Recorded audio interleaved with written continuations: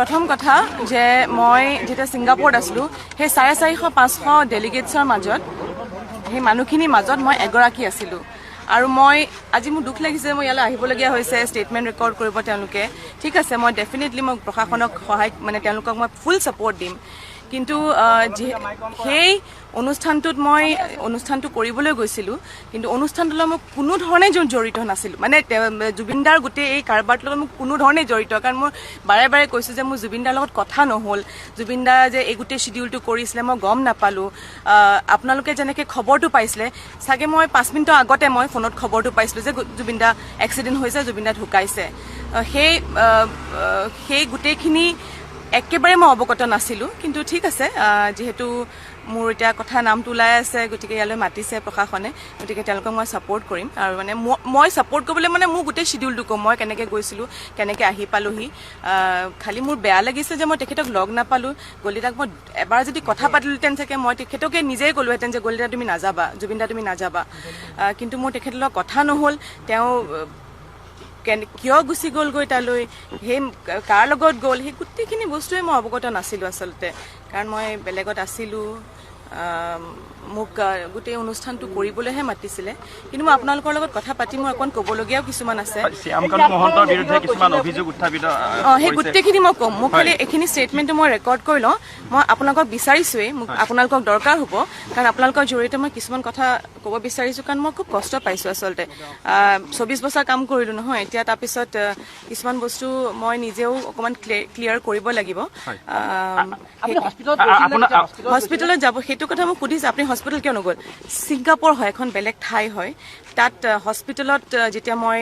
phone কৰি পেলাই সুধিছিলোঁ যেনেকৈ হস্পিটেল যোৱা কথাটো তেতিয়া ক'লে ইয়াত আহিবলৈ নিদিয়ে ইয়াত সোমাবলৈ নিদিয়ে ইয়াত খুব ষ্ট্ৰিক্ট হয় গতিকে ইয়াত আহি লাভ নাই আৰু যিহেতু এতিয়া যিহেতু আমাক জাষ্টিচ লাগে কৈ আছোঁ সিদ্ধাৰ্থৰ নেগলিজেঞ্চ শ্যামকানু মহন্তই নিব নালাগিছিল গতিকে এতিয়া মই বিচাৰোঁ প্ৰশাসনে তেওঁলোকে যিহেতু একদম তৎপৰ হৈ পেলাই লাগিছে CID তেওঁলোকে গোটেইখিনি হাতত লৈছে মোৰ সহায় বিচাৰিছে গতিকে মই গোটেই ষ্টেটমেণ্টটো ৰেকৰ্ড কৰি লওঁ আৰু তাৰ পাছত মোৰ যিখিনি অকণমান এইটোতো সাংঘাতিক নেগলিজেঞ্চ হয় সেইটো সাংঘাতিক নেগলিজেঞ্চ এজন বেমাৰী মানুহ এজনক তালৈ যাবলৈ দিয়াটোৱে সাংঘাতিক নেগলিজেঞ্চ আৰু সেই ইয়টখনত উঠি পেলাই তেনেকৈ পানীত নামা চিজাৰ হোৱা মানুহ এইটো চবেই কৈ আছোঁ আমি এইটো নেগলিজেঞ্চ হয় শ্যামকানু মহন্তই তেখেতে লৈ যাব নালাগিছিলে আৰু লৈ যদি গৈছিলেও তেখেতক এটা ষ্ট্ৰং মেডিকেল টিম এটা দি পেলাই লৈ যাব লাগিছিলে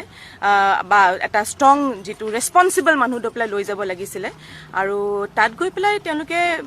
সেইখিনি কেয়াৰ ল'ব লাগিছিলে এইটো নেগলিজেঞ্চ হয় তেওঁলোকক মই চিনি নাপাওঁ তেওঁলোকক মই ভাল নাজানো তেওঁলোকৰ লগত মোৰ পৰিচয় নাই গতিকে তেওঁলোকে মই গম পাইছোঁ যে তেওঁলোকে ইয়টখন তেওঁলোকে বুক কৰিছিলে তেওঁলোকে জুবিন দাক ফুৰাবলৈ লৈ গৈছিলে গতিকে আহক এতিয়া তেওঁলোকে উত্তৰ দিয়কহি কিয় লৈ গ'ল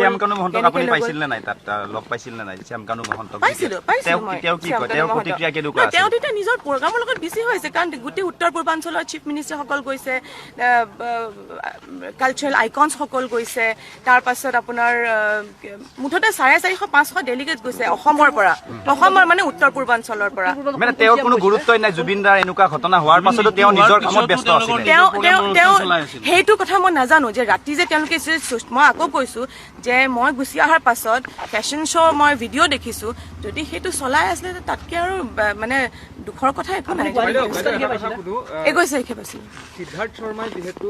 12 বছৰ ধৰি জুবিনৰ লগত আছিলে কিন্তু এনেধৰণৰ ঘটনা হোৱাৰ পিছতো কিন্তু যোৱাকালি সেই স্পষ্টীকৰণ দিছে এই গোটেই বিষয়টো কি ক'ব বিচাৰিব আপুনি চাওক সিদ্ধাৰ্থ শৰ্মাৰ লগত মোৰ তেনেকুৱা সম্পৰ্ক মই ইমান তেনেকৈ সিদ্ধাৰ্থ শৰ্মাক মই লগ পাওঁ জুবিন দাৰ লগতহে জুবিন দাৰ মেনেজাৰ হয় সিদ্ধাৰ্থ শৰ্মাক মই তেনেকৈয়ে লগ পাইছোঁ গতিকে সিদ্ধাৰ্থ শৰ্মাৰ জুবিন দাৰ সম্পৰ্কটো মই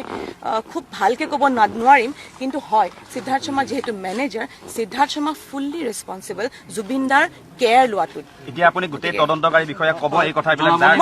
মোৰ এতিয়া গোটেই ষ্টেটমেণ্ট যিখিনি ৰেকৰ্ড কৰিব মোৰ গোটেই শ্বিডিউলটো মই কেনেকৈ গৈছিলোঁ ক'ৰ পৰা আহিছিলোঁ আৰু তেওঁলোকে যিখিনি সোধে মই নিশ্চয় ক'ম